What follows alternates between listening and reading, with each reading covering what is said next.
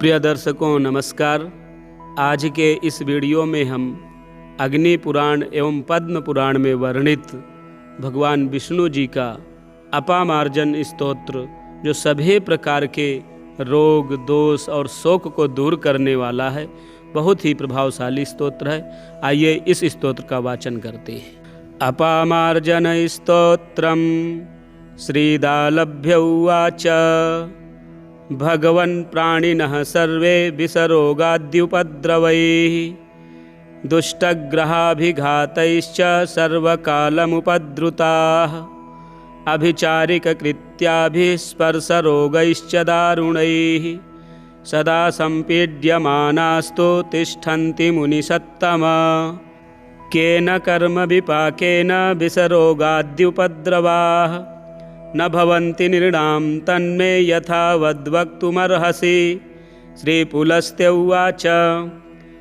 व्रतोपवासैर्यैर्विष्णुः नान्यजन्मनितोषितः ते नरा मुनिशार्दूलविषरोगादिभागिनः यैर्न तत्प्रवणं चित्तं सर्वदैव नरैः कृतं विषग्रहज्वराणां ते मनुष्यादाल्भ्यभागिनः।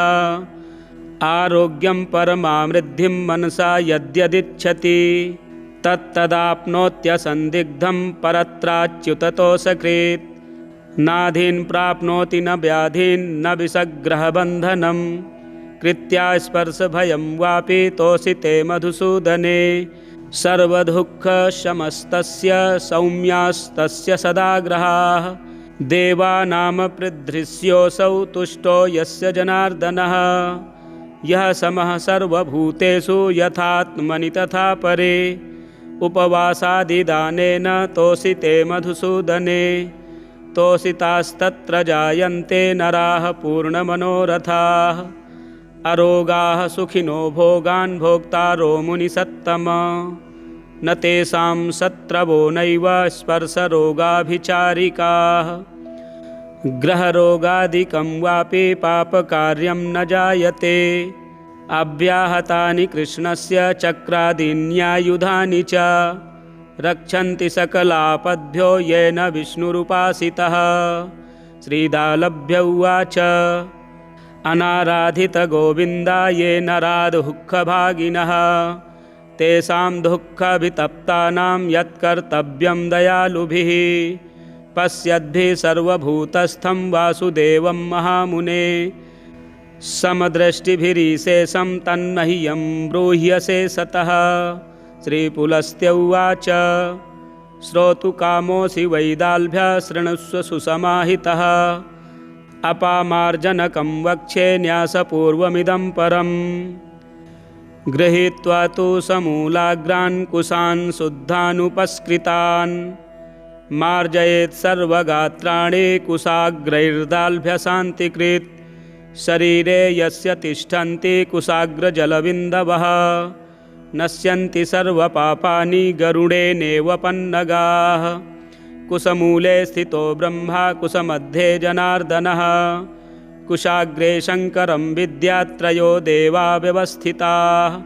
विष्णुभक्तो विशेषेण शुचिस्तद्गतमानसः रोगग्रहविशार्तानां कुर्याच्छान्तिमिमां शुभां। शुभे हनि शुचिर्भूत्वा साधकस्यानुकूलतः नक्षत्रे च विपज्जन्म वधप्रत्यग्विवर्जिते।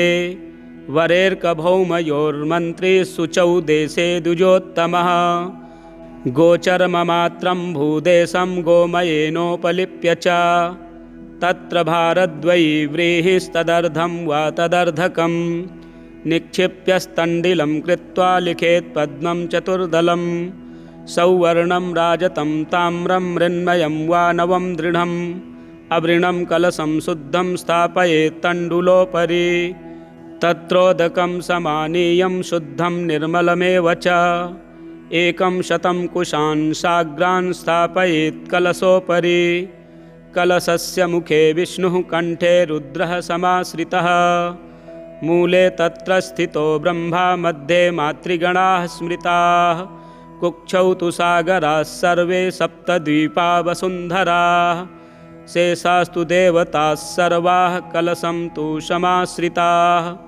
घटमुपां सञ्जानीयात् तोयपूर्णं तु विन्यसेत् रत्नं च विन्यसेत् धीमान् सूत्रं तु गल उच्यते वस्त्रं तु त्वक्समाख्यातं नारिकेलं शिरस्तथा कूर्चं वैकेश इत्याहुरित्येकं कुम्भलक्षणं दष्ट्रायां वसुधां सशैलनगरारण्यापगां हुङ्कृतौ वागीशं श्वसिते नीलं रविविधु बाहुवोस्तु दक्षान्ययोः कुक्षावष्टवसुन्दिसस्रमणयोर्दस्रौ पादयोः पद्मोत्थं हृदये हरिं पृथगभि ध्यायेन्मुखे शङ्करम् नारसिंहं समभ्यर्च्य वामनं च प्रयत्नतः पूजयेत्तत्र कलशमुपचारैः समन्त्रकैः वाराहं नारसिंहं च वामनं विष्णुमेव च आवाह्यतेषु प्रत्येकं कुम्भे श्वेतान् समर्चयेत् अथवैकघटं वापि स्थापयेत् साधकोत्तमः पिधाय कुम्भद्वाराणि विधिना च्यूतपल्लवैः नारिकेलफलश्चापि मन्त्रैरेतैर्यथा विधि मन्त्रैरेतैर्यथा लिङ्गं कुर्याद्दिग्बन्धनं ततः वाराहं नारसिंहं च वामनं विष्णुमेव च ध्यात्वा समाहितो भूत्वा दिक्षु नामानि विन्यसेत् अथ अपामार्जनन्यासविधिः कवचं पूर्वे नारायणः पातु वारिजाक्षस्तु दक्षिणे प्रद्युम्नः पश्चिमे पातु वासुदेवस्तथोत्तरे ऐशान्यां रक्षताद्विष्णुः आग्नेयां च जनार्दनः नैऋत्यां पद्मनाभस्तु वायव्यां मधुसूदनः ऊर्ध्वे गोवर्धनोद्धर्ता ह्यधरायां त्रिविक्रमः एताभ्यो 10 दिग्भ्यश्च सर्वतः पातु केशवः एवं कृत्वा तु दिग्बन्धं विष्णुं सर्वत्र संस्मरन् अव्यग्रचित्तः कुर्वीत न्यासकर्म यथाविधि अङ्गुष्ठाग्रे तु गोविन्दं तर्जन्यां तु महीधरं मध्यमायां हृषीकेश मनामिक्यां त्रिविक्रमं कनिष्ठायां न्यसेद्विष्णुं करपृष्ठे तु वामनम् एवमेवाङ्गुलिन्यासः पश्चादङ्गेषु विन्यसेत् शिखायां केशवं न्यस्य मूर्ध्नि नारायणं न्यसेत् माधवं च ललाटे तु गोविन्दं तु भ्रुवोर्न्यसेत् चक्षुर्मध्ये न्यसेद्विष्णुं कर्णयोर्मधुसूदनं त्रिविक्रमं कण्ठमूले वामनं तु कपालयोः नासारन्ध्रद्वये चापि श्रीधरं कल्पयेद्बुधः उत्तरोष्ठे हृषीकेशं पद्मनाभं तथाधरे दामोदरं दन्तपङ्क्तौ वाराहं चुबुके तथा जिह्वायां वासुदेवं च ताल्वोश्चैव गदाधरं वैकुण्ठं कण्ठमध्ये तु अनन्तं नासिकोपरि दक्षिणे तु भुजे विप्रो विन्यसेत् पुरुषोत्तमं वामे भुजे महायोगं राघवं हृदि विन्यसेत् कुक्षौ पृथ्वीधरं चैव पार्श्वयोः केशवं न्यसेत् वक्षःस्थले माधवं च कक्षयोर्योगसायिनं पीताम्बरं स्तनतटे हरिं नाभ्यां तु विन्यसेत् दक्षिणे तु करे देवं ततः सङ्कर्षणं न्यसेत् वामे रिपुहरं विद्यात् कटिमध्ये जनार्दनं पृष्ठे क्षितिधरं विद्यादच्युतं स्कन्धयोरपि वामकुक्षौ वारिजाक्षं दक्षिणे जलशायिनं स्वयंभुवं मेढ्रमध्ये ऊर्वोश्चैव गदाधरं जानुमध्ये चक्रधरं जङ्घयोरमृतं न्यसेत् गुल्फयोर्नारसिंहं च पादयोरमितत्विषं अङ्गुलीषु श्रीधरं च पद्माक्षं सर्वसन्धिषु नखेषु माधवं चैव न्यसेत्पादतलेच्युतं रोमकूपेषु गुडाकेशं कृष्णं रक्तास्थिमज्जसु मनोबुद्ध्योरहङ्कारे चित्ते न्यस्य जनार्दनम् अच्युतानन्तगोविन्दान् वातपित्तकफेषु च एवं न्यासविधिं कृत्वा यत्कार्यं दुजतक्षृणु पादमूले तु देवस्य शङ्खं चैव तु विन्यसेत् वनमालां हृदिन्यस्य सर्वदेवाभिपूजितां गदां वक्षःस्थले न्यस्य चक्रं चैव तु पृष्ठतः श्रीवत्समुरसिन्यस्य पञ्चाङ्गं कवचं न्यसेत् आपादमस्तकं चैव विन्यसेत् पुरुषोत्तमम् एवं न्यासविधिं कृत्वा साक्षान्नारायणो भवेत् तनुर्विष्णुमयी तस्य यत्किञ्चिन्न सभासते अपामार्जनको न्यासः सर्वव्याधिविनाशनः आत्मनश्च परस्यापि विधिरेष सनातनः वैष्णवेन तु कर्तव्यः सर्वसिद्धिप्रदायकः विष्णुस्तद्दूर्ध्वं रक्षेत्तु वैकुण्ठो विदिशो दिशः पातु मां सर्वतो रामो धन्वी चक्री च केशवः एतत् समस्तं विन्यस्य पश्चान्मन्त्रान् प्रयोजयेत् अथ मूलमन्त्रः ॐ नमो भगवते क्लेशापहर्त्रे नमः। पूजाकाले तु देवस्य जपकाले तथैव च होमकाले च कर्तव्यं त्रिसन्ध्यासु च नित्यशः आयुः आरोग्यमैश्वर्यं ज्ञानं वित्तं फलं लभेत् यद्यत् सुखतरं लोके तत्सर्वं प्राप्नुयान्नरः एवं भक्त्या समभ्यर्च्य हरिं सर्वार्थदायकम् अभयं सर्वभूतेभ्यो विष्णुलोकं स गच्छति श्रीविष्णुलोकं स गच्छत्यों नम इति। अथ अपामार्जनन्यासः अस्य श्रीमदमपामार्जनस्तोत्रमहामन्त्रस्य पुलस्त्यो भगवान् ऋषिः अनुष्टुप् छन्दः ॐ श्रीवाराह नृसिंह वामन विष्णु सुदर्शन पाञ्चजन्या देवताः ॐ हरामुकस्य दुरितमिति बीजम् ॐ अच्युतानन्दगोविन्देति शक्तिः ॐ ज्वलत्पावकलोचनेति कीलकम् ॐ वज्रायुधनखस्पर्शेति कवचं श्रीवराह नृसिंहवामन विष्णु सुदर्शन पाञ्चजन्यप्रसादसिद्ध्यर्थे सर्वारिष्टपरिहारार्थे जपे विनियोगः। ॐ श्रीवराहाय अंगुष्ठाभ्यां नमः। ॐ श्रीनृसिंहाय तर्जनीभ्यां नमः। ॐ श्रीवामनाय मध्यमाभ्यां नमः। ॐ श्रीविष्णवे अनामिकाभ्यां नमः। ॐ श्रीसुदर्शनाय कनिष्ठिकाभ्यां नमः। ॐ श्रीपाञ्चजन्याय करतलकरपृष्ठाभ्यां नमः। ॐ वराहाय नृसिंहाय वामनाय महात्मने ज्ञानाय हृदयाय नमः। ॐ नमः कमलकिञ्जल्कपीत निर्मलवासने ऐश्वर्याय शिरसे स्वाहा। ॐ नमः पुष्करनेत्राय केशवायादिचक्रिणे शक्त्यै शिखायै वसट्। ॐ दामोदराय देवाय अनन्ताय महात्मने बलाय कवचाय हुम्।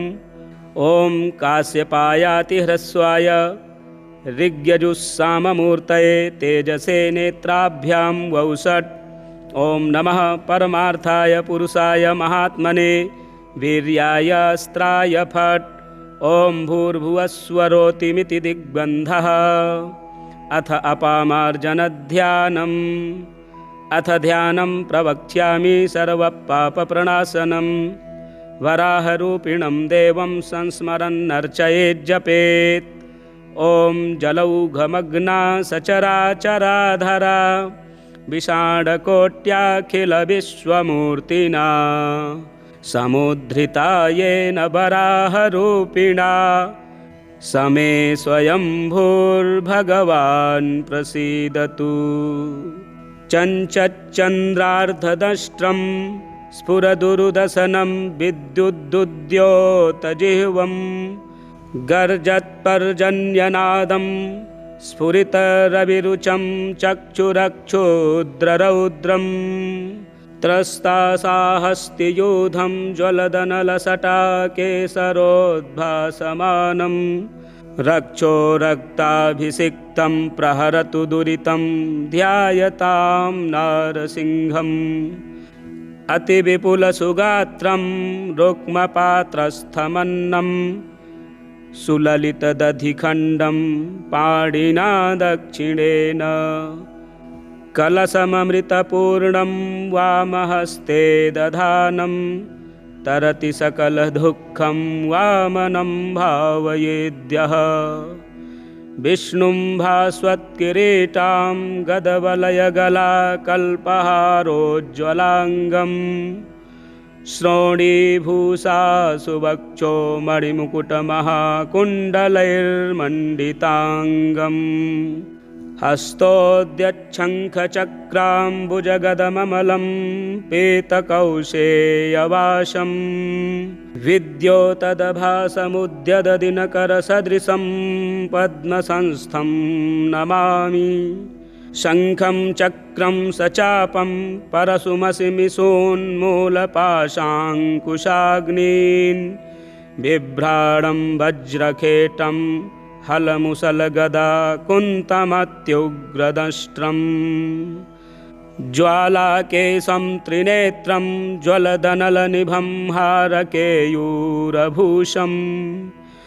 ध्यायेत् षट्कोणसंस्थं सकलरिपुजनप्राणसंहारिचक्रम् कल्पान्तार्कप्रकाशं त्रिभुवनमखिलं तेजसा पूरयन्तं रक्ताक्षं पिङ्गकेशं रिपुकुलभयदं भीमदष्ट्राट्टहासम् शङ्खं चक्रं गदाब्जं प्रथुतरमुसलं चापपाशाङ्कुशान्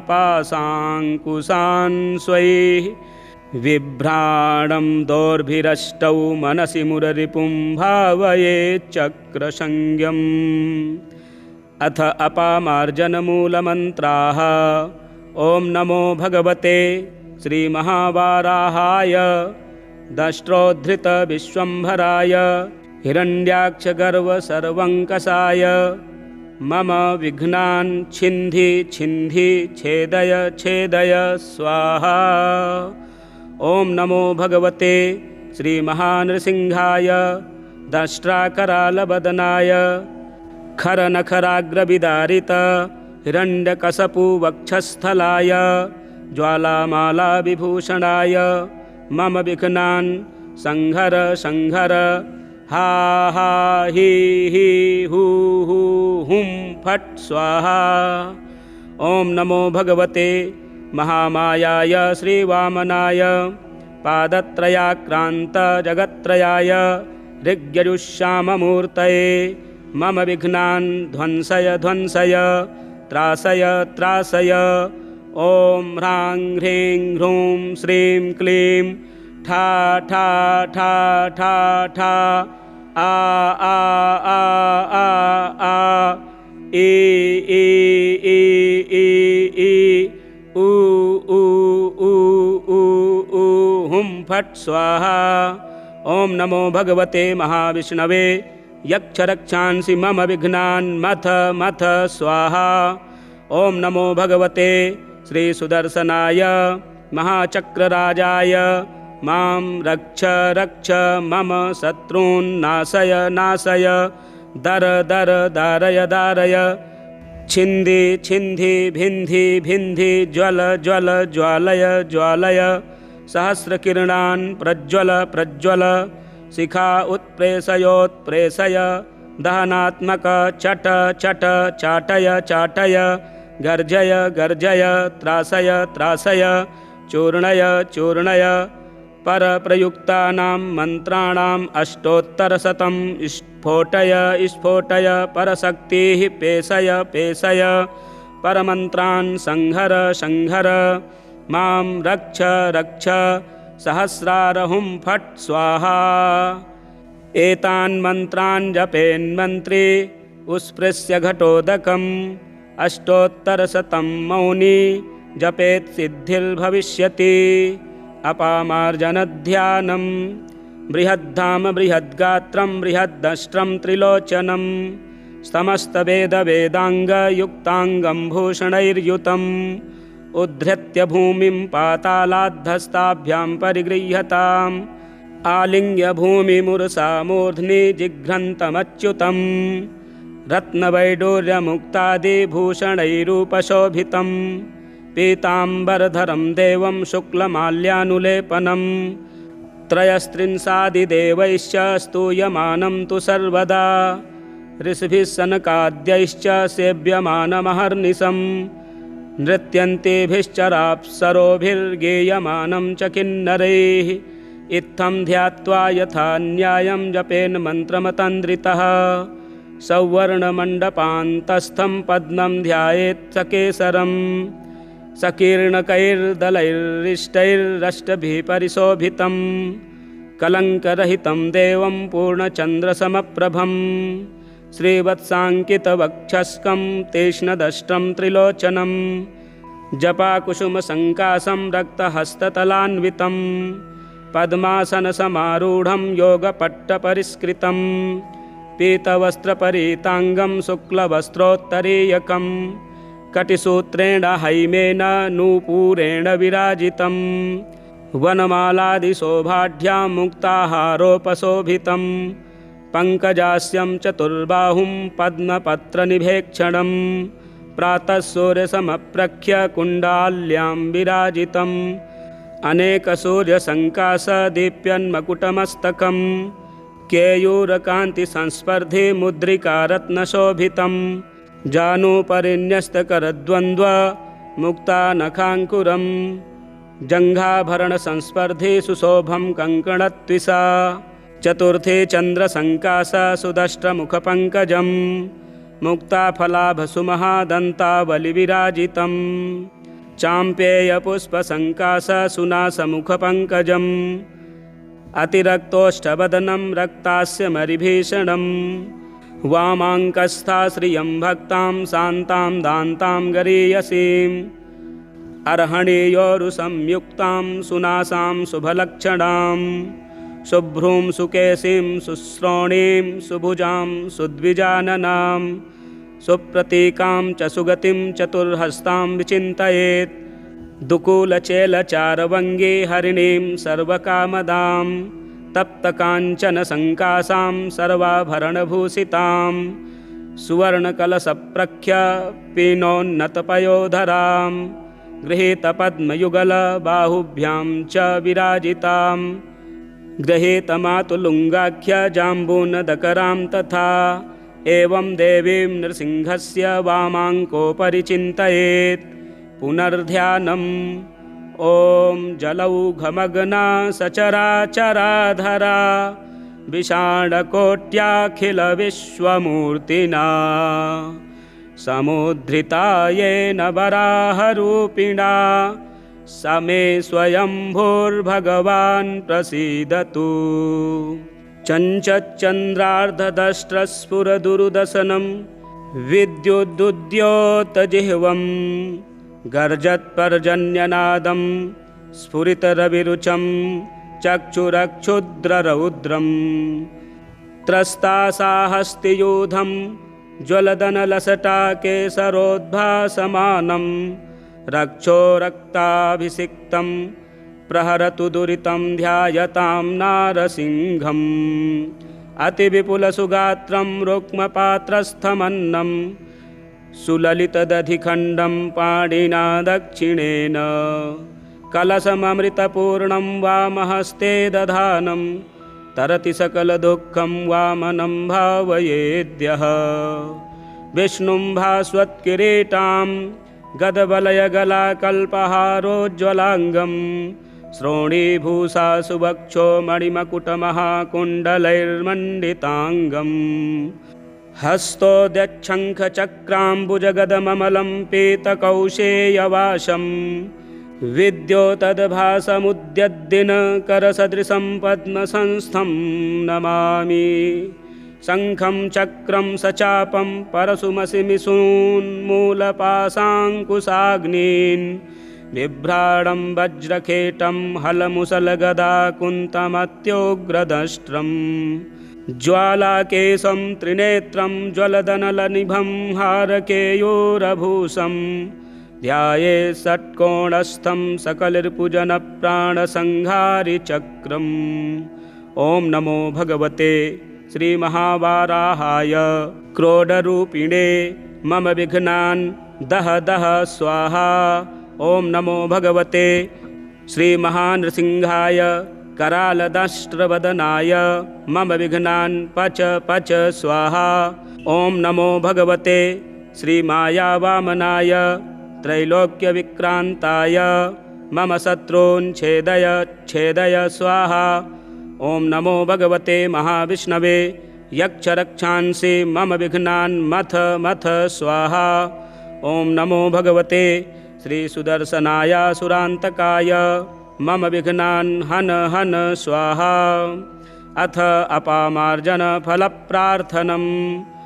ॐ नमः परमार्थाय पुरुषाय महात्मने अरूपाय विरूपाय व्यापिने परमात्मने निकल्मषाय शुद्धाय ध्यानयोगपराय च नमस्कृत्य प्रवक्ष्यामि यत्सिद्ध्यतु मे वचः। नारायणाय शुद्धाय विश्वेशायेश्वराय च नमस्कृत्य प्रवक्ष्यामि यत्सिद्ध्यतु मे वचः। अच्युताय च गोविन्द पद्मनाभाय संहृते नमस्कृत्य प्रवक्ष्यामि यत्सिद्ध्यतु मे वचः।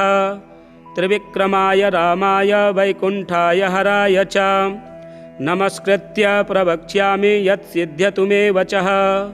दामोदराय देवाय अनन्ताय महात्मने नमस्कृत्य प्रवक्ष्यामि यत्सिद्ध्यतु मे वचः। जनार्दनाय कृष्णाय उपेन्द्रश्रीधराय च नमस्कृत्य प्रवक्ष्यामि यत्सिद्ध्यतु मे वचः। ऋषिकेशाय कूर्माय माधवायाच्युताय च नमस्कृत्य प्रवक्ष्यामि यत्सिद्ध्यतु मे वचः। योगीश्वराय गुह्याय गूढाय परमात्मने नमस्कृत्य प्रवक्ष्यामि यत्सिद्ध्यतु मे वचः। भक्तप्रियाय देवाय विश्वक्सेनाय सारङ्गिणे नमस्कृत्य प्रवक्ष्यामि यत्तत्सिद्ध्यतु मे वचः। भक्तप्रियाय देवाय विश्वक्सेनाय सारङ्गिणे नमस्कृत्य प्रवक्ष्यामि यत्तत्सिद्ध्यतु मे वचः।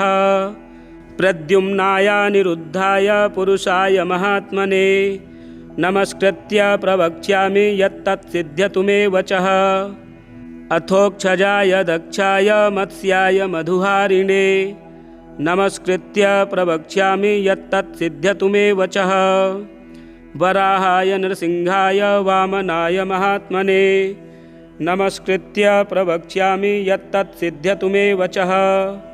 वराहेश नृसिंहेश वामनेश त्रिविक्रम हयग्रीवेश सर्वेश ऋषिकेश हराशुभम्। अपराजितचक्राद्यैश्चतुर्भिः परमायुधैः अखण्डितानुभावैश्च सर्वदुःखहरो भव। हरामुखस्य दुरितं दुष्कृतं दुरुपद्रवं मृत्युबन्धार्तिभयदमरिष्टस्य च यत्फलं पराभिध्यानसहितं प्रयुक्तां चाभिकारिकं गरस्पर्शमहारोगप्रयुक्तं जरया जर। ॐ नमो वासुदेवाय नमः कृष्णाय सारङ्गिणे नमः पुष्करनेत्राय केशवायादिचक्रिणे नमः कमलकिञ्जल्कदीप्तनिर्मलवाससे महाहवरिपुष्कन्धघृष्टचक्राय चक्रिणे दष्ट्राग्रेण क्षितिधृते त्रयीमूर्तिमते नमः। महायज्ञवराहाय शेषभोगोपशायिने तप्तहाटककेशान्त ज्वलत्पावकलोचन वज्रायुधनखस्पर्श दिव्यसिंह नमोऽस्तु ते काश्यपायाति हृस्वाय ऋग्यजुस्साममूर्तये तुभ्यं वामनरूपाय क्रमतेऽङ्गां नमो नमः वराहशेषदुष्टानि सर्वपापफलानि वै मर्द मर्द महादष्ट्र मर्द मर्द च तत्फलं नारसिंहकरालस्य दन्तप्रान्तानलोज्ज्वल भञ्ज भञ्ज निनादेन दुष्टान्यस्यार्तिनाशन ऋग्यजुष्यामरूपाभिर्वाग्भिर्वामनरूपधृत् प्रशमं सर्वदुःखानि नयत्वस्य जनार्दनः कौबेरं ते मुखं रौद्रं नन्दिनो नन्दमावह गरं मृत्युभयं घोरं विषं नाशय मे ज्वरम् त्रिपाद्भस्मप्रहरणस्त्रिशिरा रक्तलोचनः समे प्रीतः सुखं दद्यात् सर्वामयपतिर्ज्वरः आद्यन्तवन्तः कवयः पुराणः षण्मार्गवन्तो ह्यनुशासितारः सर्वज्वरान् घ्नन्तु ममानिरुद्ध प्रद्युम्न संकर्षणवासुदेवाः ऐकाहिकं द्वैयाहिकं च तथा त्रिदिवसज्वरं चातुर्थिकं तथात्युग्रं तथैव सततज्वरं दोषोत्थं सन्निपातोत्थं तथैवागन्तुकज्वरं शमं नयासु गोविन्द छिन्धि छिन्ध्यस्य वेदनां नेत्रदुःखं शिरोदुःखं दुःखं चोदरसम्भवम् अतिश्वासमनिश्वासं परितापं च वेपथुं गुदघ्राणाङ्घ्रिरोगाश्च कुक्षिरोगं तथा क्षयं कमलादिस्तथा रोगान् प्रमेहाश्चातिदारुणान् भगन्धरातिसाराश्च मुखरोगाश्च फाल्गुनीन् अस्मरीमूत्रकृच्छ्राश्च रोगानन्याश्च दारुणान् ये वातप्रभवा रोगा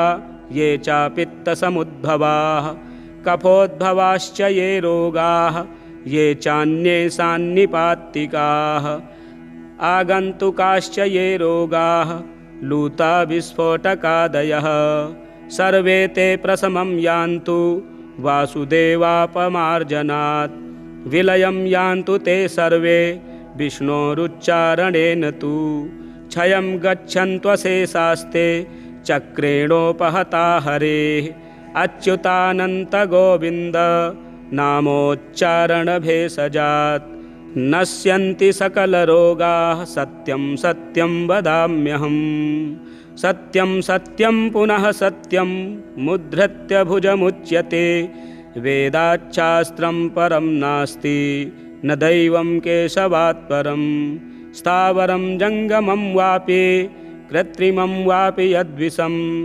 दन्तोभूतं नखोद्भूत माकाशप्रभवं विषं लूतादिप्रभवं चैव विषमत्यन्तदुस्सहं समं नयतु तत्सर्वं कीर्तितो मे जनार्दनः ग्रहान् प्रेतग्रहान् भूतांस्तथा वैडाकिनीग्रहान् वेतालाश्च पिशाचाश्च गन्धर्वान् यक्षराक्षसान् शाकिनीपूतनाद्यां च तथा वैनायकाग्रहान् मुखमण्डलीकान् क्रूरान् रेवतीन् वृद्धरेवतीन् वृश्चिकाख्यान् ग्रहाश्चोग्रांस्तथा मातृगणानपि बालस्य विष्णोश्चरितं हन्तु बालग्रहानिमान् वृद्धानां ये ग्रहाः केचिद्दे च बालग्रहाः क्वचित् नारसिंहस्य ते दृष्ट्या दग्धा ये चापि यौवने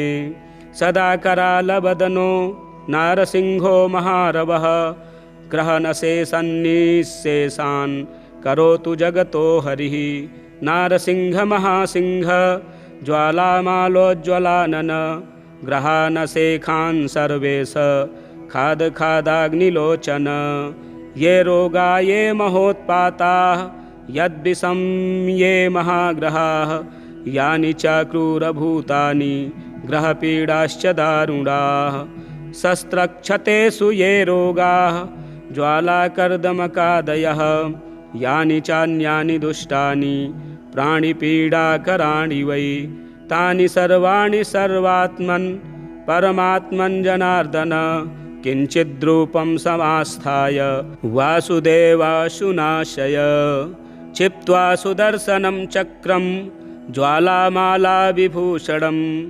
सर्वदुष्टोपशमनं कुरु देववराच्युत सुदर्शनमहाचक्र गोविन्दस्य वरायुध तीक्ष्णपावकसङ्काश कोटिसूर्यसमप्रभ त्रैलोक्यरक्षाकर्ता त्वं दुष्टदानवदारण तीक्ष्णधारमहावेग छिन्दि छिन्दि महाज्वरं छिन्धिवातं च लूतं च छिन्धिघोरं महद्विषं कृमिदाहश्च शूलश्च विषज्वाला च कर्दमाः सुदर्शनेन चक्रेण समं यान्ति न संशयः त्रैलोकस्याभयं कर्तुर्माज्ञापय जनार्दन सर्वदुष्टानि रक्षांसि क्षपयास्वरिभीषण प्राच्यां प्रतीच्यां दिशि च दक्षिणोत्तरतस्तथा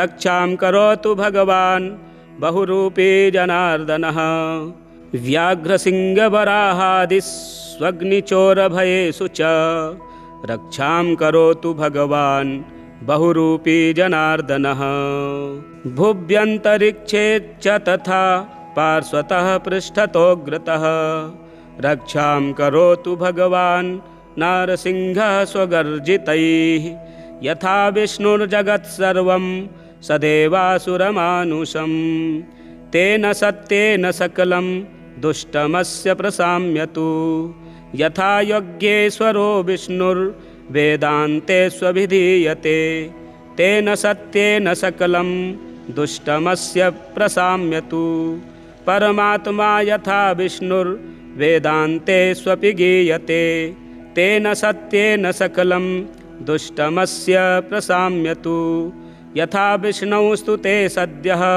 संक्षयं याति पातकं तेन सत्येन सकलं यन्मयोक्तं तथास्तु तत् जले रक्षतु वाराहः स्थले रक्षतु वामनः अटव्यां नारसिंहश्च सर्वतः पातु केशवः शान्तिरस्तु शिवां चास्तु प्रणयस्त्वशुभं च यत् वासुदेवशरीरोत्थैः कुशैः सम्मार्जितो मया अपामार्जतु गोविन्दो नरो नारायणस्तथा ममास्तु सर्वदुःखानां प्रशमो वचनाद्धरेः शान्ताः समस्ता रोगास्ते ग्रहाः सर्वे विषाणि च भूतानि च प्रशान्तानि संस्मृते मधुसूदने एतत् समस्तरोगेषु भूतग्रहभयेषु च अपामार्जनकं शस्त्रं विष्णुनामाभिमन्त्रितम्